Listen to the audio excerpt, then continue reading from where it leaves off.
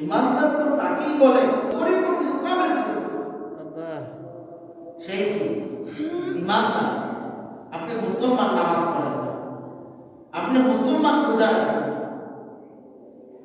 আপনি মুসলমান যাকাত দেন না, আপনি মুসলমান হজ করেন না, আপনি মুসলমান করে রাখেন।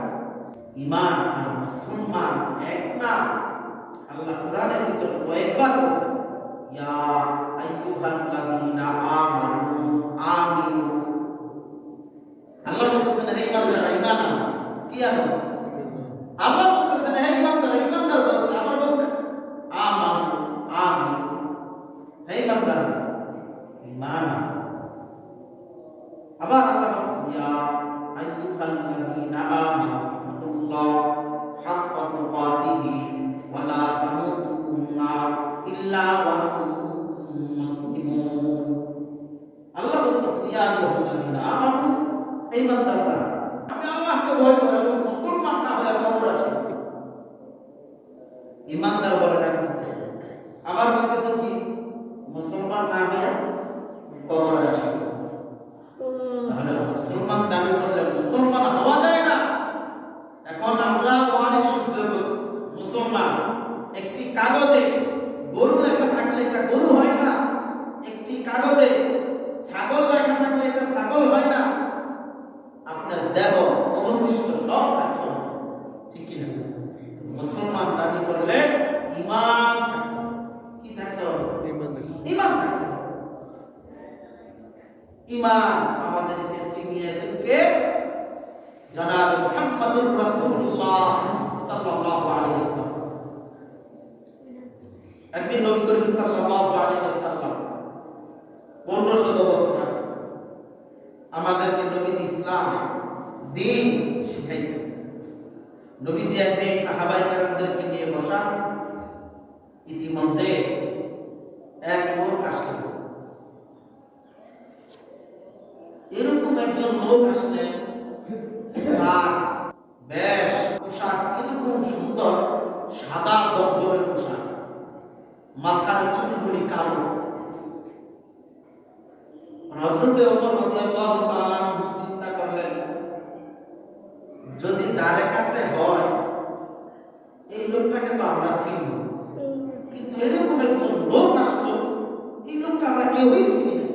আর চিন্তা করলেন যদি দ্বারে কাছে হয় তাহলে চিনব, আর দূর থেকে আসলেও তো একটা মুসাফিরের ছাপ থাকবে, জামা পোশাক সব তো ময়লা থাকবে, কিন্তু এরকম একজন লোক আসবে তার পোশাকে আশাকে কোনো বুঝা যায় না দূরের মানুষ। যদি আমরা দূর থেকে যাই সাদা পোশাক আমরা পরিধান করে এটার ভিতরে ময়লা থাকবে না?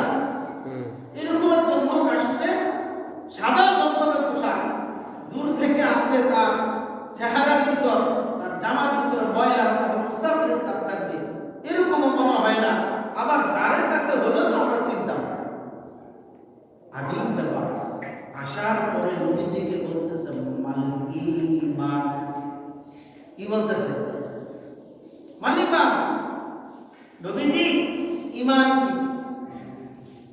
কি? কি ঈমান? নবীজি ঈমান রাখে। নবীজি কি বললেন? আমানতু বিল্লাহ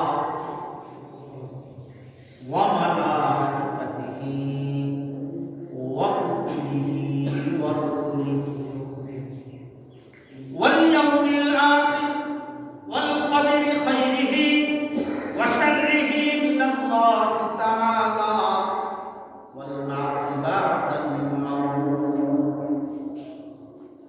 ইসলামের ভিত্তি 5টি। এই 5টির ভিতরে ঈমানের সংজ্ঞা 6টি। কয়টি? ঈমানের সংজ্ঞা কয়টি?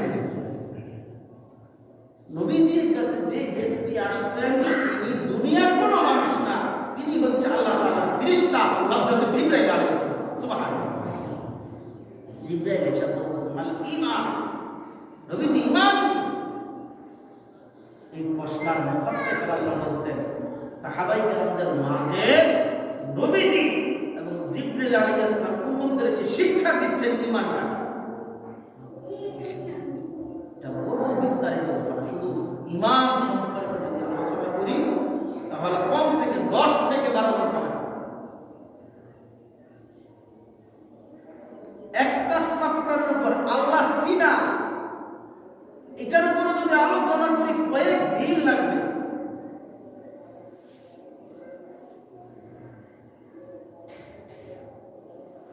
আল্লাহ তাআলা জিবরাইলের মাধ্যমে নবীজি এবং সাহাবায়ে কেরামদেরকে সামনে রাখা নবীজিকে জিবরাইল প্রশ্ন করতেছেন মাল ঈমান, ঈমানটা কি নবীজি?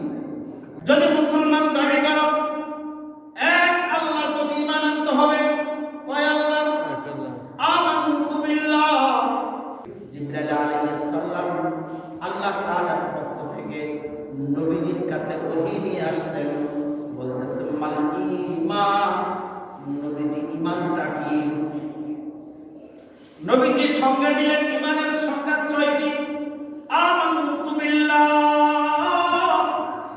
এক আল্লাহর প্রতি ঈমান আনা। কয় আল্লাহর প্রতি? এক আল্লাহর প্রতি ঈমান আনা। আল্লাহকে দেখা যায় না, আল্লাহকে ছোঁয়া যায় না, কিন্তু অন্তর থেকে বিশ্বাস করা, এটার নাম কি? ঈমান।